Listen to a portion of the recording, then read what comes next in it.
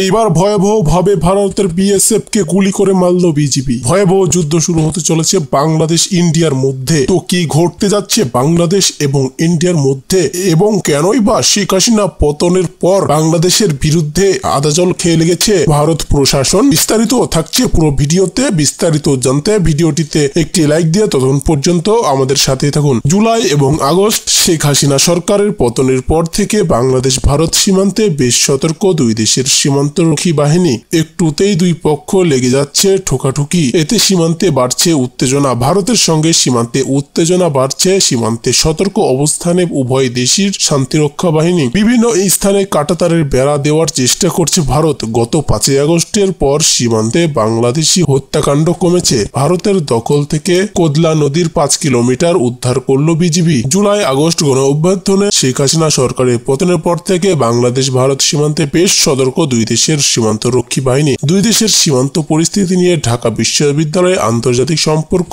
বিভাগের অধ্যাপক ডক্টর মোহাম্মদ আব্দুল মান্নান আজকের পত্রিকাতে বলেন, গত 15 বছরে ভারতের বিএসএফ আগ্রাসী আচরণ করেছে। পারস্পরিক বোঝাপড়ার মধ্যে বিএসএফ প্রাণঘাতী অস্ত্র ব্যবহার করেছে। তিনি আরো বলেন, তবে বর্তমান পরিস্থিতিতে ভারত যে আচরণ দেখাচ্ছে বাংলাদেশ সরকারও পাল্টা জবাব দিচ্ছে। উত্তেজনা কমাতে সীমান্তে কমান্ডার পর্যায়ে আলোচনার দরকার আছে। গত 5 আগস্ট ছাত্র জনতার আন্দোলনের মুখে দেশ ছেড়ে ভারতে আশ্রয় নেয় সাবেক প্রধানমন্ত্রী শেখ হাসিনা। তার 3 দিন পর 8 আগস্ট ক্ষমতা গ্রহণ করে অন্তর্বর্তী সরকার। 13 আগস্ট এই সরকারের তৎকালীন স্বরাষ্ট্র উপদেষ্টা brigadier general M Sakhawat Hossain বলেছিলেন, দেশের সীমান্তে ঢুকে মানুষ মারলেও পতাকা বৈঠক করে বলা হতো সব ঠিক হয়ে গেছে। সেই দিন শেষ হয়ে গেছে। বিজিবির মতো একটা ফুসকে পিঠ দেখতে বলছে সীমান্তে আমাদের লোক মারে, বিজিবি পতাকা বৈঠক করতে বাধ্য হয়। আমি বলেছি পিঠ দেখাবেন না, এনাফ ইজ এনাফ, যথেষ্ট হয়েছে। অন্তর্বর্তী সরকারের গত 5 মাসে সীমান্ত হত্যা সহ বিভিন্ন কারণে